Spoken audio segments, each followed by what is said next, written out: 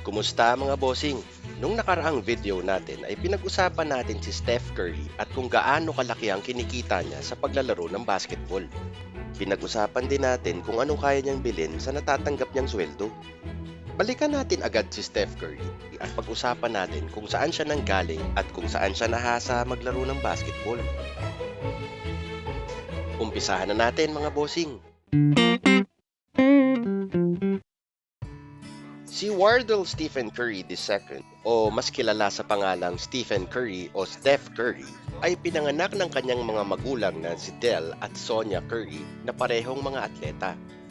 Ito ay naganap noong March 14 taong 1988 sa Akron General Medical Center sa Akron, Ohio, na kung saan ipinanganak din noong December 30, 1984 ang isa sa mga hinahangaan din nating NBA player na walang iba kundi si LeBron Raymond James o mas kilala sa pangalang LeBron James, LBJ o King James. At akalain nyo nga naman na sila'y parehong MVP, parehong kampyon, parehong ipinanganak sa iisang lugar at parehong ipinanganak sa iisang ospital. Ang lupit mga bossing ano? Marunong din palang mag-alatsamba tong dalawang to. Dito ipinanganak si Steph Curry dahil ang kanyang tatay na si Del Curry ay kasalukuyan noong naglalaro sa Cleveland Cavaliers na kung saan din unang naglaro si LeBron James. Tuloy-tuloy ang tsamba mga bossing. Ang ating idol na si Steph Curry ay nagsimulang maglaro ng basketball noong siya ay 6 na taong gulang lang. At naglaro din pala siya ng American football, soccer at baseball. Mahilig pala talaga sa sports tong idol natin mga bossing ano? At nung mga bata pa lang sila ng kanyang kapatid na si Seth Curry na isa ring sikat na NBA player, ay madalas na pala silang isama ng kanilang tatay sa mga ensayo nito at sa mga laro. Kaya pala sa murang edad, na-expose na kagad sila sa laro ng basketball.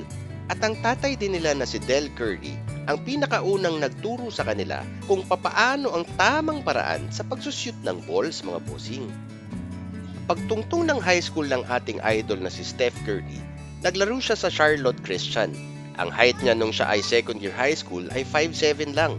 Naging 5'9 nung third year high school at umabot ng halos 6 feet pagdating niya ng fourth year high school.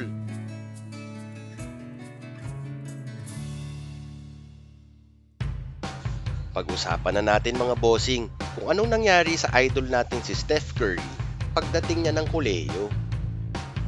Pinili ng ating idol na maglaro para sa Davidson at sa pinakaunang sapak pa lang nito ay nakapagtala agad ito ng 15 puntos.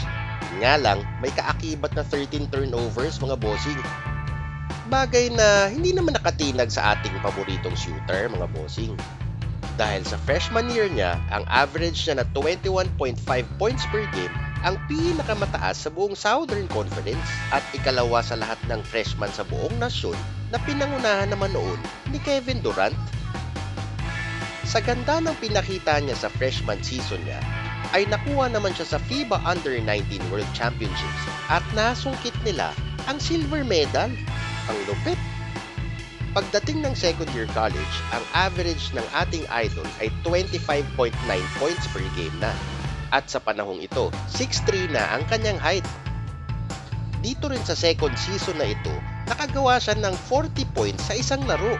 At sa 8 out of 10 shooting behind the 3-point line. Pagtapak ng third season, doon naman niya nakuha ang career high niya sa puntos na 44 points sa isang laro. At dito rin sa season na ito, nakuha niya ang career high sa assist na 13. Iba talaga to si Idol. Natapos niya ang final season niya sa collegiate level na may average na 28.6 points per game at collegiate basketball career average na 25.3 points per game.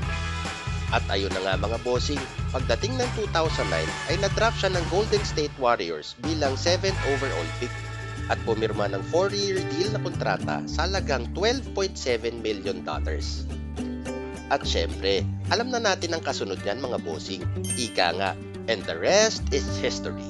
Good day mga bossing!